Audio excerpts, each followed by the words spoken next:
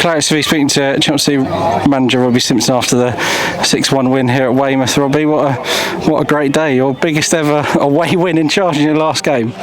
Yeah, it was great. But before we get into that, I want you to come here next to me. Josh, come here. Keep that camera on. Jake, you get in here as well. I want you guys to know how valuable you are to this football club. Honestly, you're the connection between us, the team, and the fans, and you do an incredible job. And I don't think you get thanked enough. And I want you to know from me and the players and the fans just what a great job you do and what incredible people you are. You've made my life so easy throughout these last 5-6 years.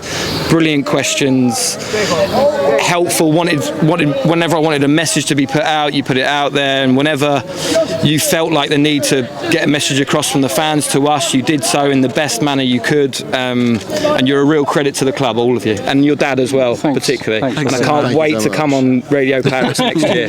All right? Yeah. Can we just get a picture now with you guys?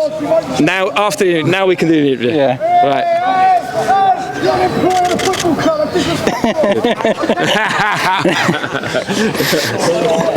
You weren't expecting that? Yeah.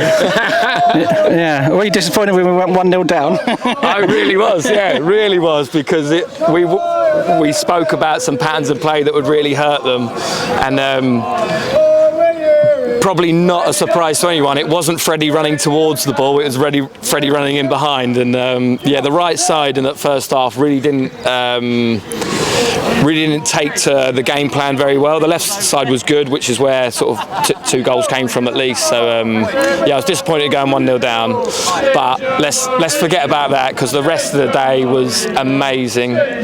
We played so well for pretty much all the game. There was a couple of transitions that they counter-attacked really well, but to finish it off as well with those academy players on the pitch, and for one of them to get, for 3 or 4 of them to combine and then one of them to get a goal, was just the icing on a cake. It's been a great week really, from Monday through to today, and full of pride.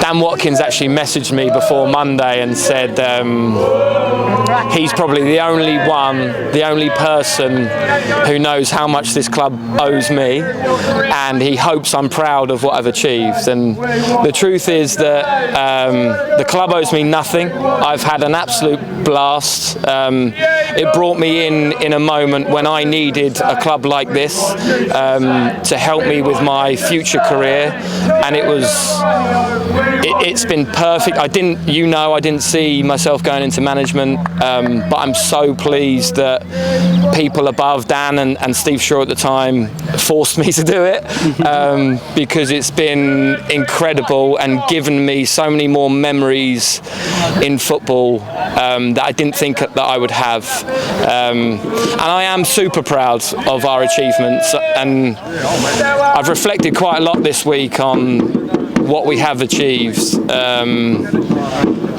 and I'm quite astounded really when I look back and think of the cards we were dealt and what we achieved. I really am very, very proud, absolutely, but also disappointment. You know, I set out when I became manager to get this club close to the Football League and get promoted, and when it became a full-time football club, then I would step away, and I hope that would be in the league above, and that was my target. So ultimately I feel like I've failed, but at the same time super proud, and I think back of that, how did we do that? How did we do that last season with what we had, and the season before that as well?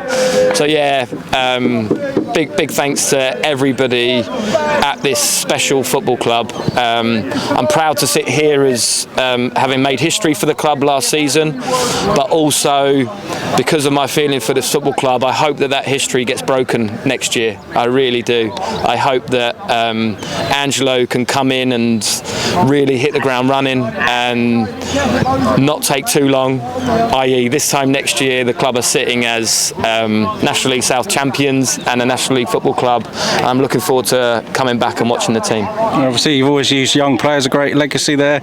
Jacob Bland getting his first goal, Jet Murphy, a current academy player, getting the 6th one as well at the end. It must be very satisfying for you and Mickey and Rob as a management team to have all those that happened today. Yeah, I turned around to the bench and I said, look at our front 4 and even the midfield 2 as well. Look at our front 6 with Blandy and Kennedy there. And then when they went and scored, I immediately turned around to Mickey, and he was the joy on his face was just a picture that I'll remember forever, actually. And Angelo's just tweeted good luck. Have you got any words of advice for Angelo as he takes over in a couple of weeks anyway? He doesn't need any advice from me. Absolutely not. We've spoken quite a bit, obviously, since he was announced.